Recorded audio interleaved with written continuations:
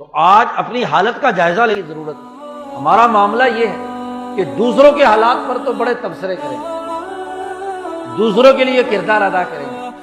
آج بڑے فخر سے بے وقوفوں کا ایک ٹولہ ہے، مولویوں کا بھی، لیڈروں کا بھی، اور جناب ٹی وی پر بیٹھنے والے روزانہ صبح سے شام تک اپنے کمرشل مفادات کے لیے گفتگو کرنے والے کا غزوہ ہند غزوہ ہند غزوہ ہند۔ ایسے احمقوں، ایسے بے وقوفوں، ایسے ظالموں، ایسے متکبروں، ایسے فرقہ پرستوں نے غزوہ لڑنی ہے؟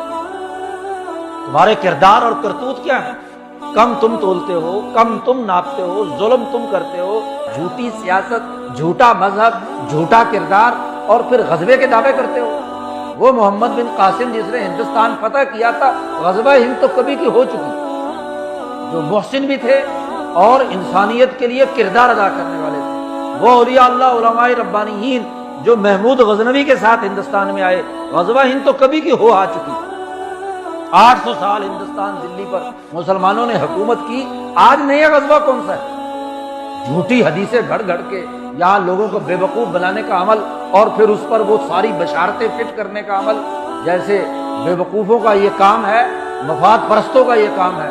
تو اس طرح کی فضول اور لغو کام کرنا کہ جی بس جنت ہمارے لیے ہے، یہ جنت صرف کنٹرول لائن سے اسی طرف ہے۔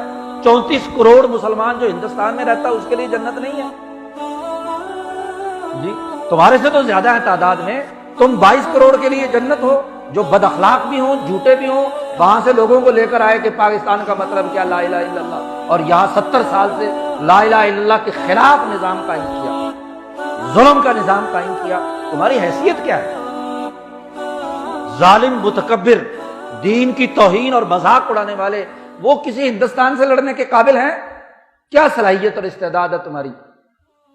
اللہ اور اس کے رسول کی آیات کے خلاف تمہاری اسمبلیوں نے، تمہارے مارشل لاؤں کے زمانے میں آئینی اور قانونی دفعات موجود ہیں جو قرآن کی نصوص قطعیہ کے سرے سے خلاف ہے۔ طلاق کا قانون قرآن کے مقابلے پر ہے، وراثت کا قانون قرآن کے علی الرغم ہے، سود کی پورا کا پورا نظام قرآن کی تعلیمات سے علی الرغم ہے، پھر دعویٰ ہے کہ ہم غزوہ کریں گے۔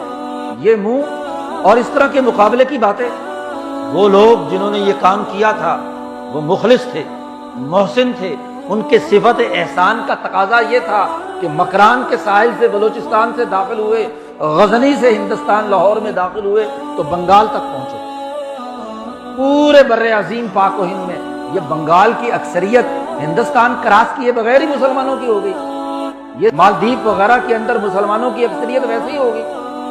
یہ 30-40 کروڑ مسلمان ہندوستان کے اندر ان تمام مخلصین کی تعلیمات کے بغیر ہو گیا۔ غضب خدا کا کہ لعنت جہاں پڑنی چاہیے وہ غزبے کے ٹھیکیدار بن رہے ہیں۔ بھائی دنیا کی کوئی جنگ لڑنی ہے تو اپنے مفادات کی جنگ لڑو، اپنے مفادات کے لیے کوئی کردار ادا کرنا ہے تو اس کے لیے کسی کو بھیڑ چڑھاؤ۔ پہلے مذہب کے نام پر افغانستان لڑایا، وہاں کون سے غزبے کا حکم دیا گیا تھا؟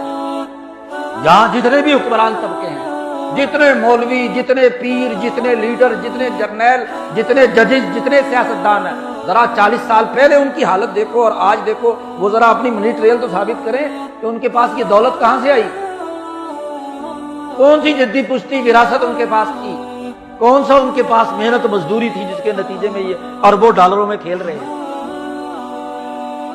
احتساب کے نام پر تماشا لگا رکھا ہے، احتساب اسے کہتے ہیں۔ احتساب تو بے لاگ ہوتا ہے، یہاں اوپر سے لے کر نیچے تک ہر پارٹی، مذہبی ہو یا غیر مذہبی، ججز ہوں، جرنیل ہوں، یہ صحافی جو 25-25 لاکھ کے ایک گھنٹے کی تنخواہیں وصول کرتے ہیں، ذرا ان کی منی ٹریل بھی تو تلاش کرو۔ سینکڑوں پر چلنے والے آج کروڑوں اور اربوں میں کھیل رہے ہیں، یہ کہاں سے آیا؟ کون سے قانون اور ضابطے کے تحت آیا؟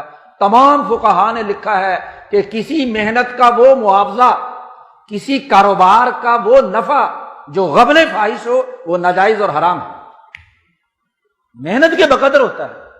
وہی صحافی بیچارہ جو ساری جگہ سے رپورٹیں اکٹھی کر کے لے کے آتا ہے، اس کو 20,000 تنخواہ، اور اینکر پرسن 25 لاکھ روپے وصول کر لیتا ہے، کس چیز کی؟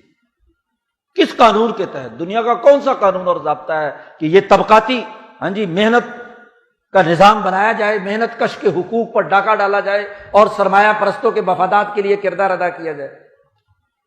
وہ پیر اور گدی نشین جو 2-4 پھوکے مارتا ہے، تعویذ گنڈے دیتا ہے اور اس کی بنیاد پر لاکھوں میں کھیلتا ہے، کس بنیاد پر؟ کیا محنت کی ہے اس نے؟ کیا انسانیت کے لیے خدمت